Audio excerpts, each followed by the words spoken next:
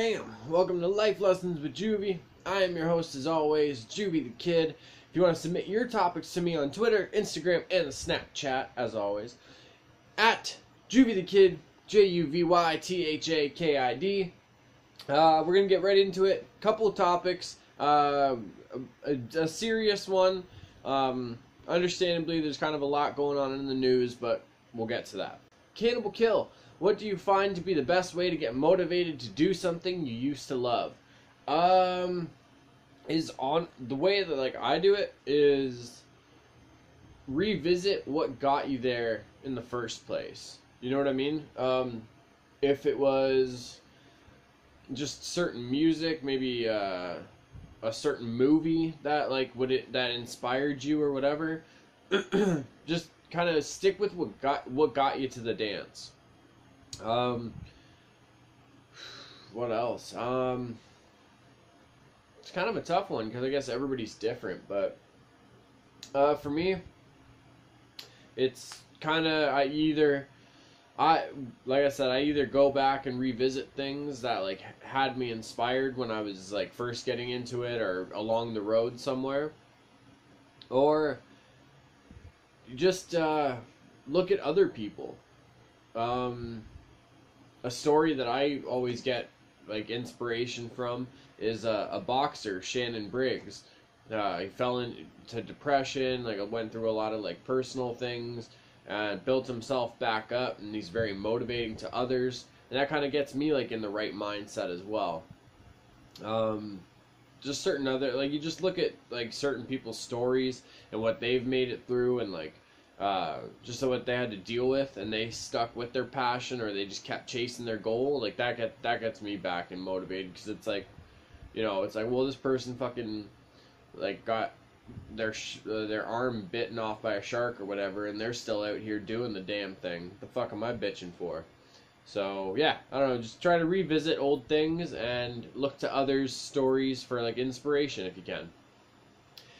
Air_Tino. How to meet women. I'm probably not the best one to give advice on this one. Yeah, I don't know. It just kind of happens wherever these days. People meet on fucking Tinder, whatever, and fucking get in a relationship. People meet at the bar, which I don't recommend using Tinder or the bar to get a girl if you're looking for a girlfriend or boyfriend. If you want a real relationship, just get out there and I don't know, if you want to try dating sites, you can do that, but just try and get out there and just get friends to hook you up with a couple people. It's trial and error, you know what I mean? You see who you fit with. So if you can, social outings, you know what I mean, with your friends or whatever. If you click with somebody, you guys can start talking, see where it goes. Mud wrestling. I'm sure those girls are always looking for a companion. Yeah, I think that's about it right now, though. Air_Tino. Snuck a second one on me. And on a more serious note, your view on American police. Boom. You got me. Okay. This isn't just American police I'm going to talk about. This is police all over the place, because cops in Toronto have gotten away with fucking really dirty shit. Same with American cops. I think cops everywhere. It's easy to play the race card. That's the easiest thing to do in these types of situations. I don't think that's what it is. I don't think in 2016 people are still trying to pit black against white. This is between rich and poor, have not, or power and powerless, you know what I mean, compared to those in a authoritative position.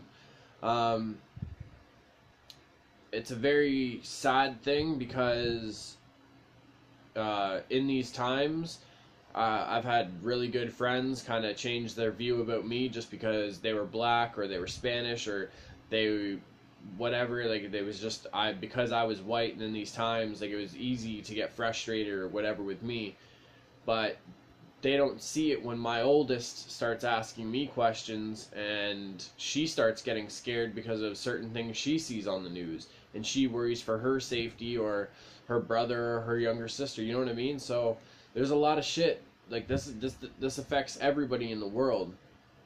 And what I think needs to happen with the police is a revolution of accountability for actions.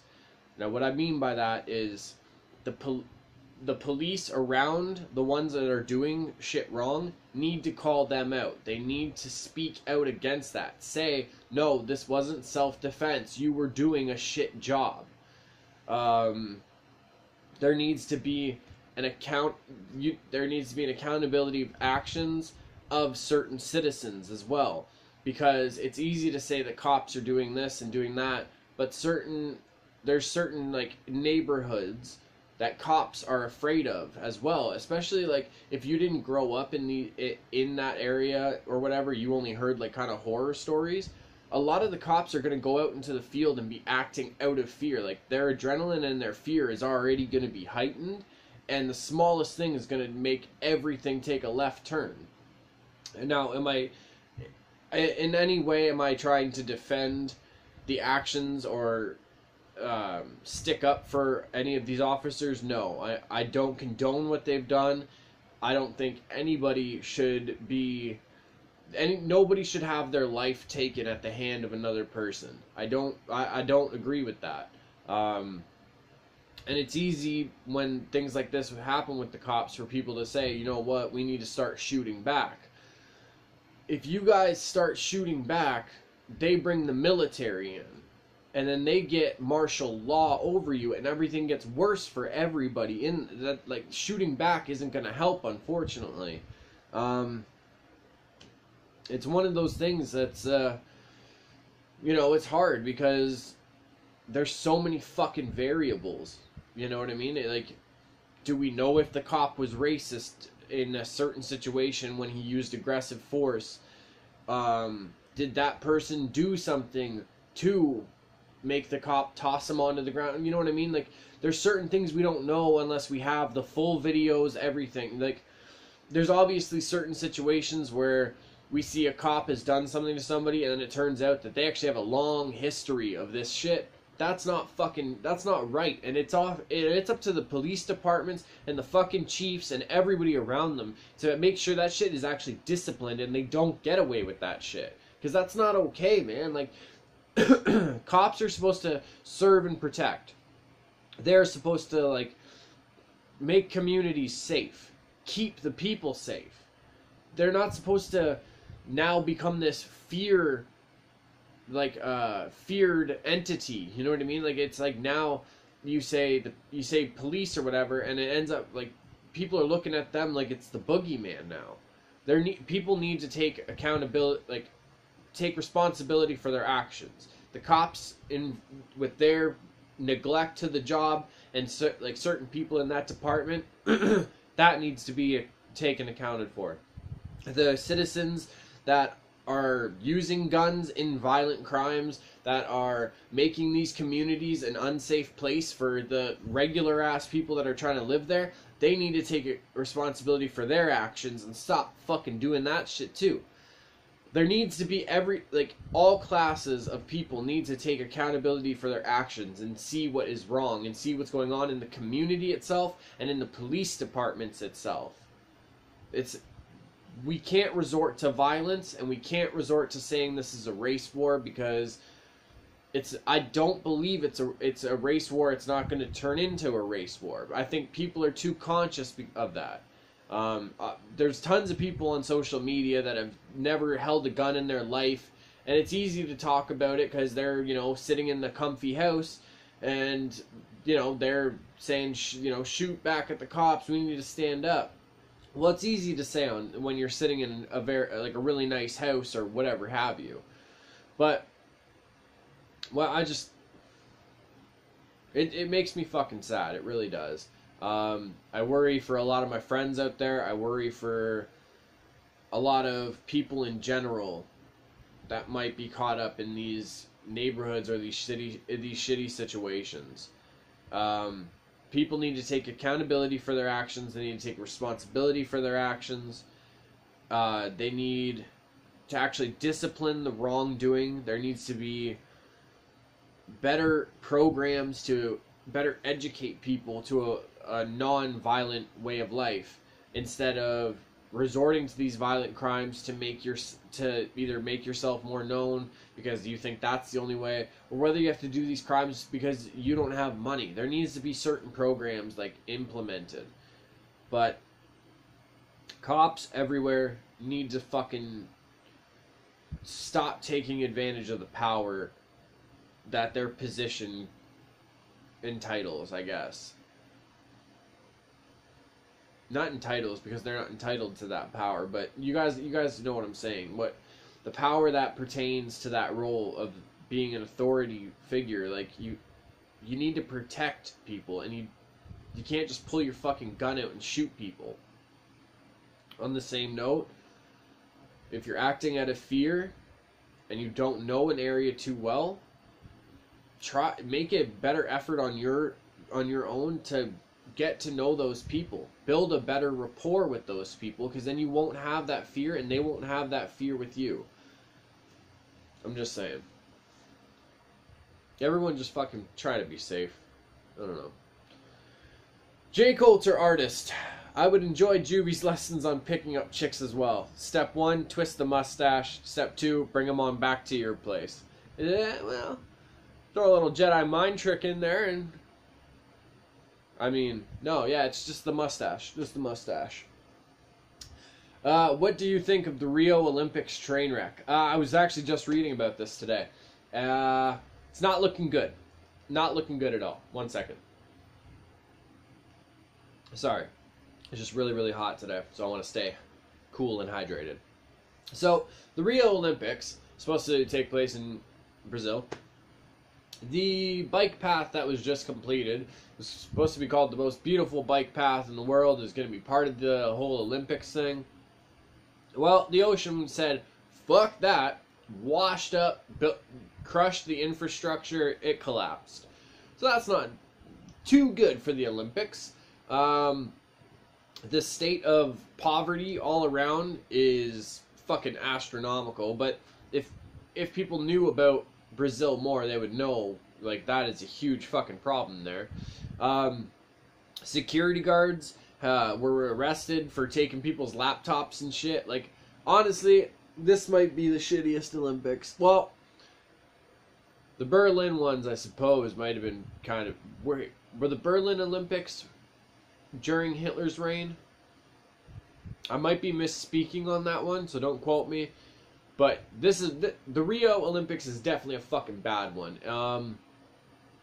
I don't know. Like, what do we do if this isn't able to happen? Like, what if, like, they just figure out, like, okay, Brazil, you can't fucking have the Olympics. Do we just cancel them for this year, or, you know, I don't think that's ever happened in, like, our history, where a place hasn't been able to accommodate, and then they're just like, nope, all right, we can't do it this year.